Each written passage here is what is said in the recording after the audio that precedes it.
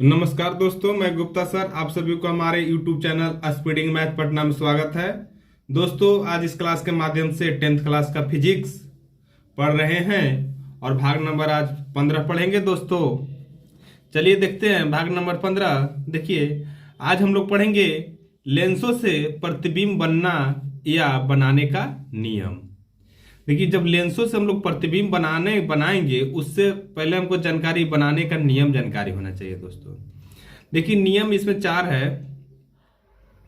देखिए, पहला नियम पढ़ेंगे, भाग नंबर 15 है कि बिंब वस्तु से मुख्य अक्ष के समांतर चलने वाली प्रकाश की किरणें उत्तल लेंस में मुख्य फोकस बिंदु पर अभिसारित यानी केंद्रित होती है, जबकि अवतल लेंस में मुख्य फोकस बिंदु से आपतित यानी फैलना होती हुई प्रतीत होती है, मैंने अपसारित होती हुई प्रतीत होती है। देखिए, कह रहा है उत्तल लेंस मुख्य, कह रहा है उत्तल। देखिए, उत्तल लेंस ही आपका है दोस्तों, बात के समझ में आ गया होगा। उत्तल लेंस है जब इसमें कह रहा है कि ये हमारा मुख्य अक्ष है, ये हमारा मुख्य अक्ष है। अब इसमें से कह रहा है कि हमारा जब मुख्य अक्ष है, अब हमारा मुख्य अक्ष के जब समांतर यहां से कोई किरण गुजारेंगे, तो जब गुजारेंगे ना तो क्या होगा कि वो फोकस से होकर केंद्रित होगा, यानी अपसारित मैंने कहा केंद्रित, फोकस पर केंद्रित होता है। अब यही अवतल लेंस में करेंगे, देखिए मुख्य अक्ष के गुजारेंगे तो क्या होगा कि फैलेगा। देखिए, इधर ये आके इधर केंद्रित हो गया, ये क्या हो गया, इधर जाके इधर फैल गया। कहां तक फैलेगा?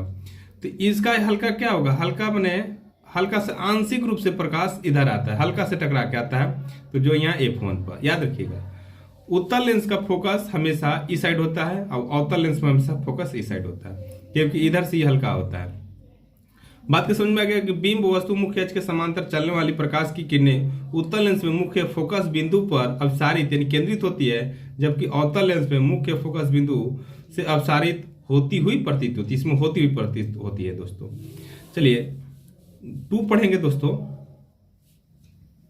अब बोल रहा है 2 में मुख्य फोकस से गुजरने वाली प्रकाश की किरणें, हम कह रहे हैं मुख्य फोकस से, अब ये क्या गुजर रहा है, फोकस से गुजरने वाली प्रकाश की किरणें उत्तल लेंस से अपवर्तन के पश्चात मुख्य अक्ष के समांतर निर्गत होती है, और अवतल लेंस में मुख्य फोकस से गुजरती हुई प्रतीत होने वाली किरणें अपवर्तन के पश्चात मुख्य अक्ष के समांतर निर्गत होती है। देखिए दोस्तों, हम जान गए कि उत्तल लेंस में फोकस हमेशा इधर होता है।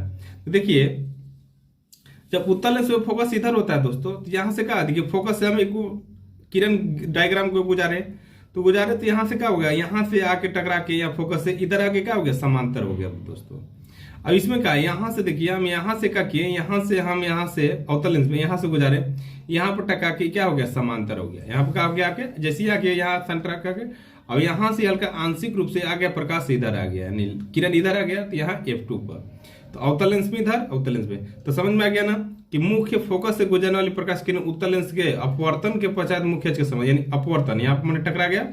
अपवर्तन में क्या, देखिए अपवर्तन में पार हो जाता है। दोस्तों अपवर्तन में क्या हो जाता है, पार हो जाता है। तो यहाँ जैसे मिड पॉइंट पर अपवर्तन के बाद क्या हो गया, मुख्य अक्ष के समांतर है, इसमें अपवर्तन क्या होगा, मुख्य अक्ष के समांतर, ये तो आंशिक रूप है।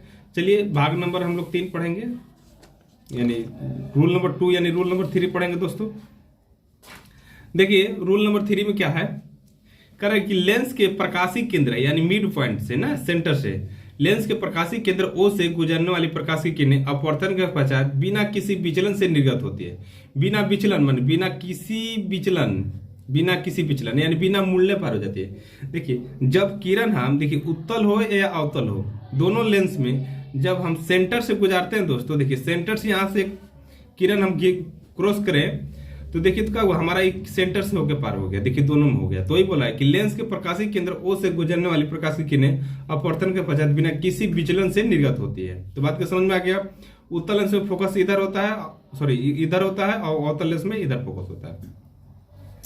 आप देखिए हम लोग क्या पढ़ेंगे दोस्तों, बहुत इंपॉर्टेंट है, ये तो आपको याद होना ही चाहिए, एग्जाम यहां से क्वेश्चन पूछता है। बोल रहा है कि उत्तल लेंस के द्वारा बने प्रतिबिंब की स्थिति, साइज और प्रकृति बताइए। उत्तल लेंस के द्वारा, देखिए उत्तल लेंस के द्वारा 6 कंडीशन होता है, 1 2 3 4 5 6 होता है।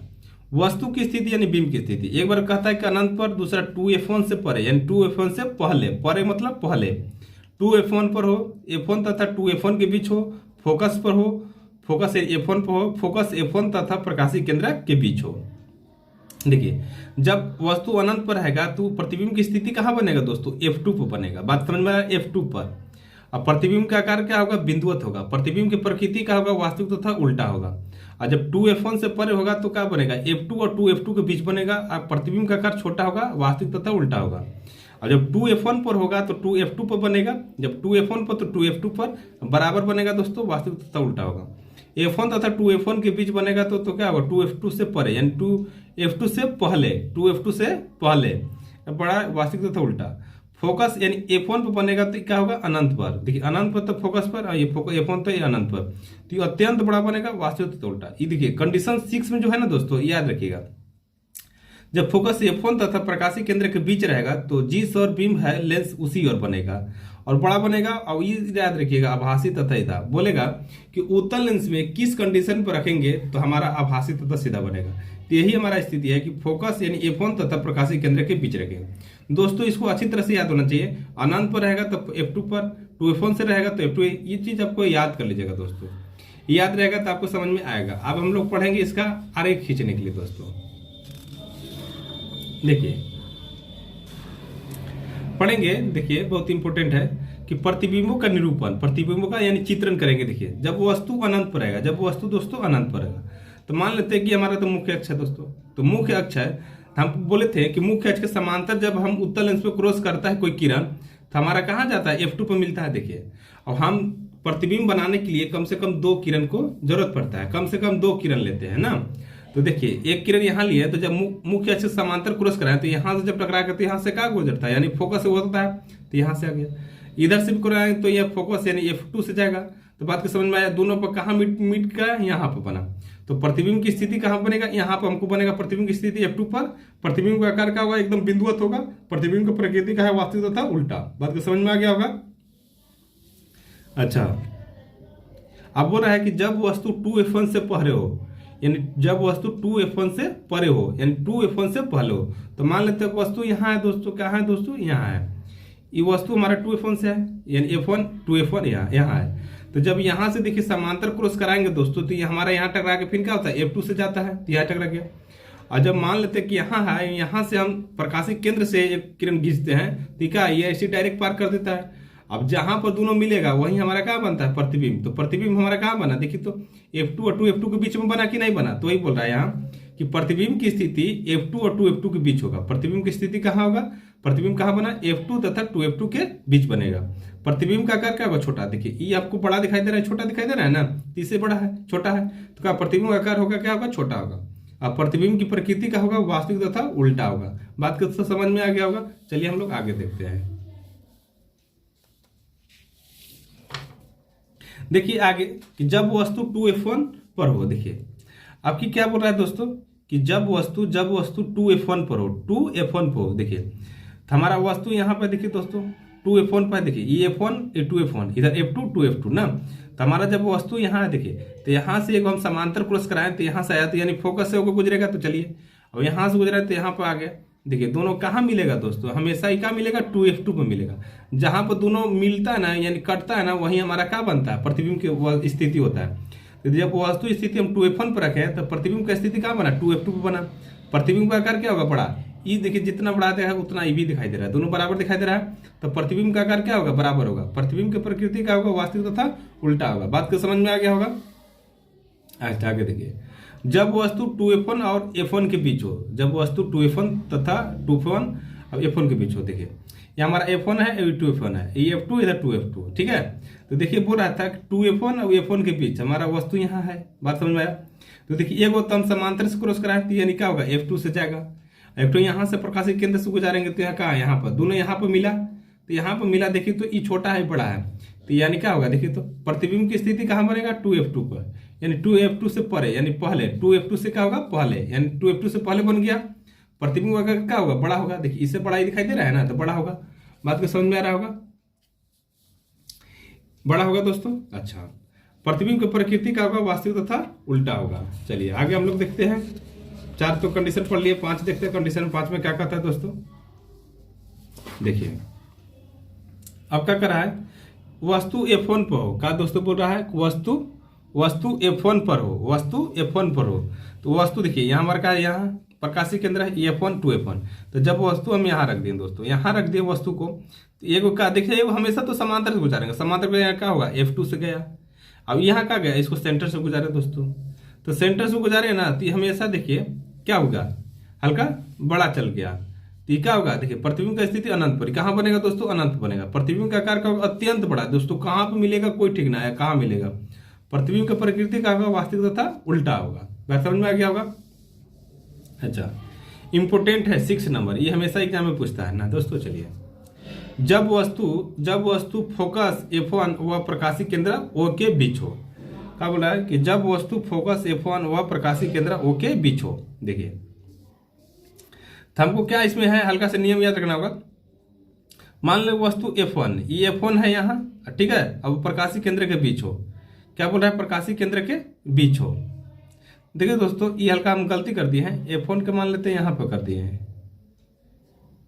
F1 के यहाँ कर दिए, तब ना यहाँ वो इसके बीच में हम वस्तु रखेंगे दोस्तों, इसके बीच में वस्तु रखेंगे F1 और 0 का।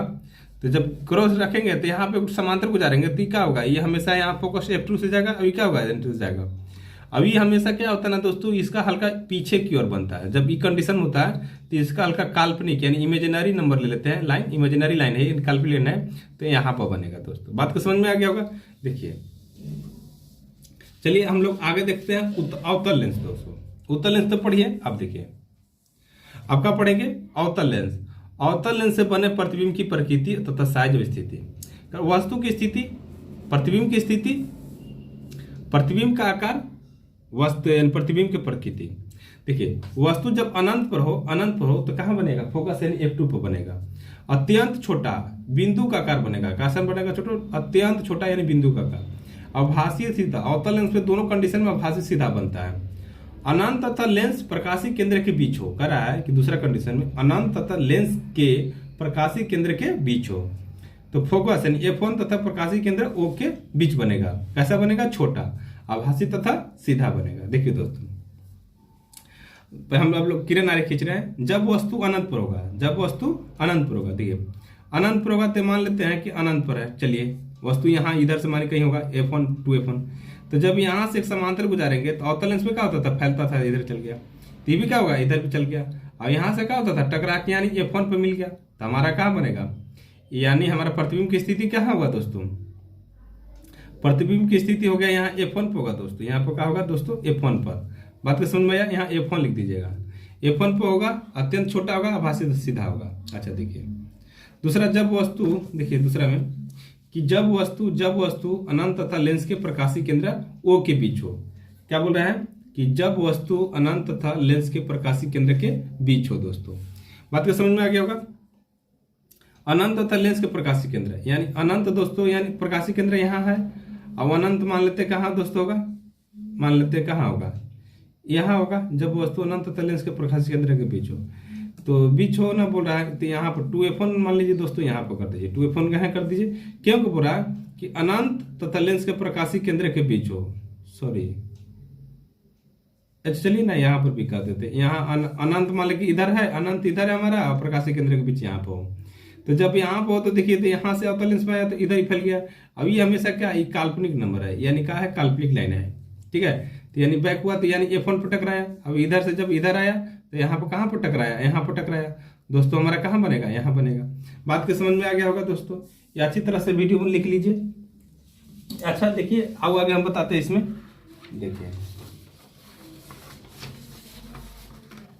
देखिए सभी में क्या होता है, एक तो हमेशा क्या आता है, मुख्य अक्ष से समांतर गुजारते हैं। इसमें भी देखिए मुख्य अक्ष से गुजारेंगे, ठीक है, इसमें भी देखिए मुख्य अक्ष से गुजारेंगे, इसमें भी गुजारेंगे, इसमें भी गुजारेंगे।